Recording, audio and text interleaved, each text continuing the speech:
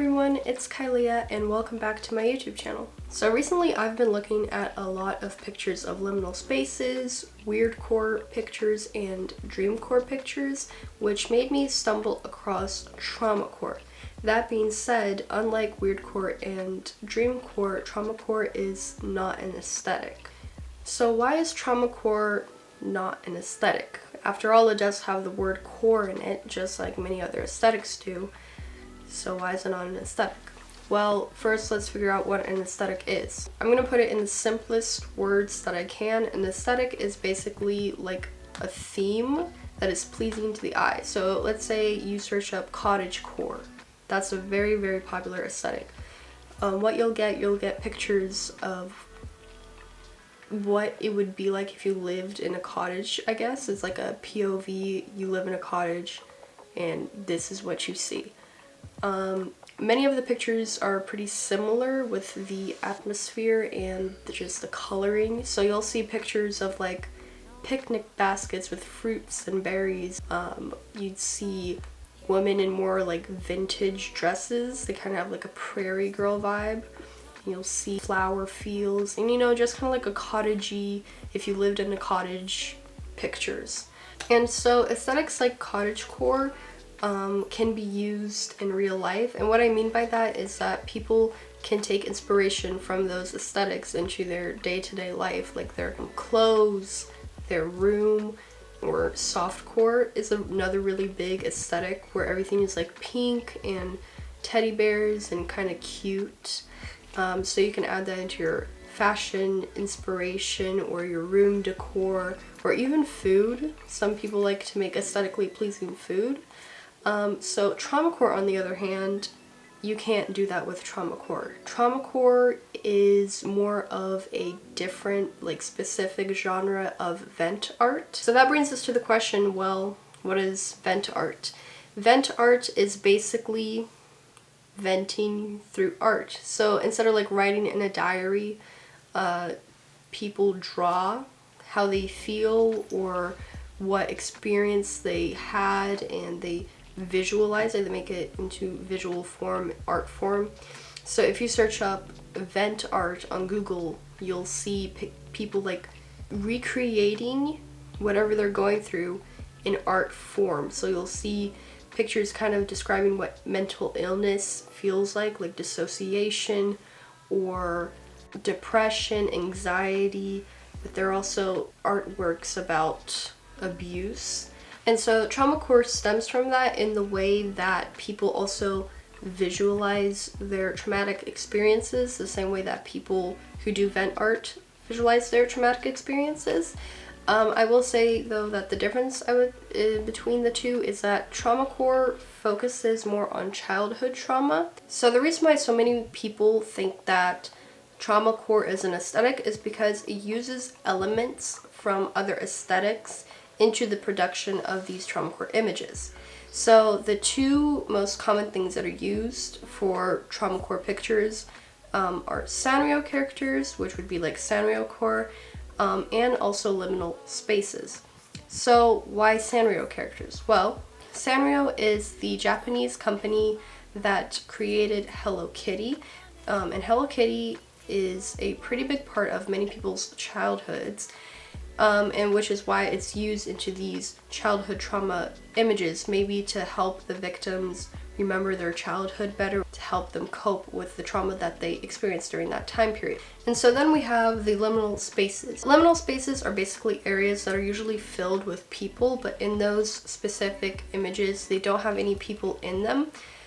So it kind of has that like familiar but unfamiliar feeling. Like when I look at liminal spaces, it feels like a faint memory, which is why I'm assuming is so used in these Traumacore images, because remembering childhood events, especially traumatic events, can be very faint. Kind of like when you look at a liminal space, it feels like a faint memory, but that's just an assumption of mine.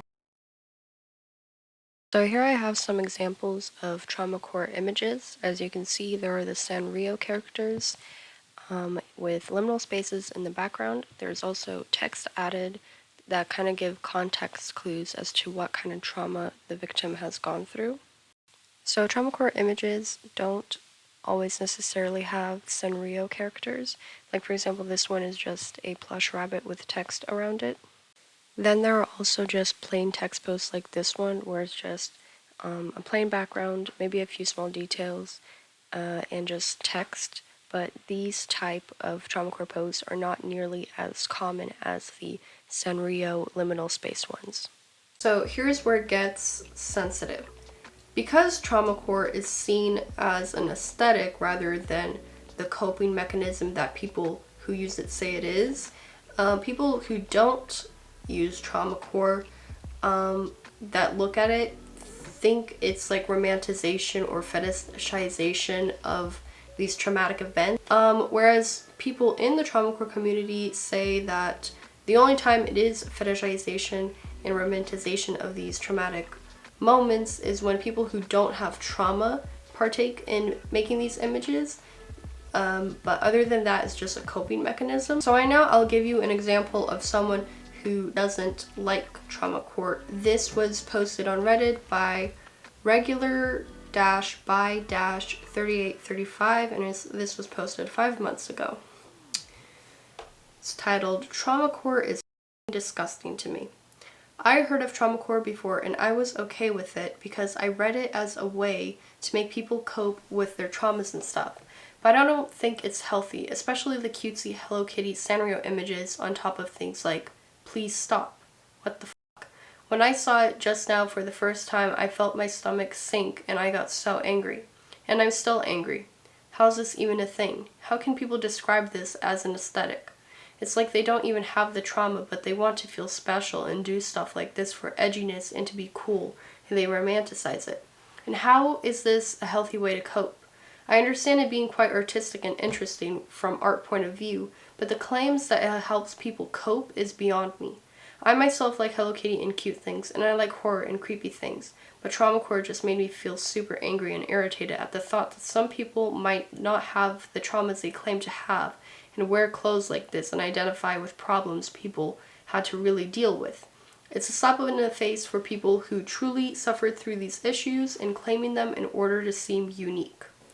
So they're clearly talking about people who haven't gone through any trauma and use Traumacore, which is frowned upon by the Traumacore community itself as well. And so now I'm going to read you a post by someone who actually uses Traumacore. This was posted on Facebook and it has a few slides, and it's basically an explanation of what Traumacore is and why it's spread, I guess, on the internet. So first slide, what is Traumacore? Traumacore is a form of venting extremely similar to vent art. People use it to cope with trauma and any feelings they have. These vents are often mistaken as people romanticizing or normalizing trauma/disorders, but they are not. Traumacore does not promote this. It is all just venting. Why do vent posts use tags? Traumacore posts use tags like #Traumacore to find people in a situation like ours. It helps us find people to connect with. What to do if you dislike Traumacore? Never leave hate comments. If you don't understand Traumacore, ask the OP. Do not harass them. If someone has a vent account, it's obvious they are not in a good place to receive hate. People will more likely listen to comments asking them about Traumacore rather than stop romanticizing trauma. Block the account. No one is forcing you to look at Traumacore. No one. You have a choice to make. You can. Ask someone to explain Traumacore to you or block the account. And then you should never comment hate comments, and now that's the post. I also found these Sanrio Traumacore related text posts. I guess they're like words of confirmation or like words of encouragement for people who are in this Traumacore community. So this one says, "My melody says, so long as you are careful to not let it become unhealthy, Traumacore is a good coping mechanism for traumatized people, and your edits and art are beautiful." Hello Kitty says, "I love and support how traumatized people cope and hope all people who use Traumacore are healthy and happy." Cinema Roll says, "Trigger tag your Traumacore posts and do not post them in the character or Sanrio tags. You do not want to accidentally trigger someone looking for a cute character." Yes, speaking of which, this is a problem in these Traumacore posts getting posted. Sometimes people use hashtags that either are unrelated or, shouldn't really be used under those type of posts because they can get spread into areas where, I don't know, maybe kids are looking for a cute character and then they come across this traumatizing event picture, or it can just, like, I don't know, it can disturb someone. So be careful with that. If you are part of the Traumacore community and you're posting something, you don't want to use hashtags that can spread the image past boundaries where it shouldn't be spread. Overall, I don't really know how I feel about Traumacore because I myself do not suffer from trauma, so I can't really say whether or not this is a valid coping mechanism. All I think I can really say is that I feel like it's probably a type of thing that it kind of depends on which person is using it, because it can be really helpful for one person, but it can be really triggering, just make things worse for a different person. If you use Traumacore as a coping mechanism, I would really appreciate you commenting down below and letting me know how it helps you cope with your trauma. That will be all for this video. If you enjoyed it, please be sure to give it a like and subscribe. If you didn't enjoy it, do the exact same thing, and I'll see you in my next video. Bye!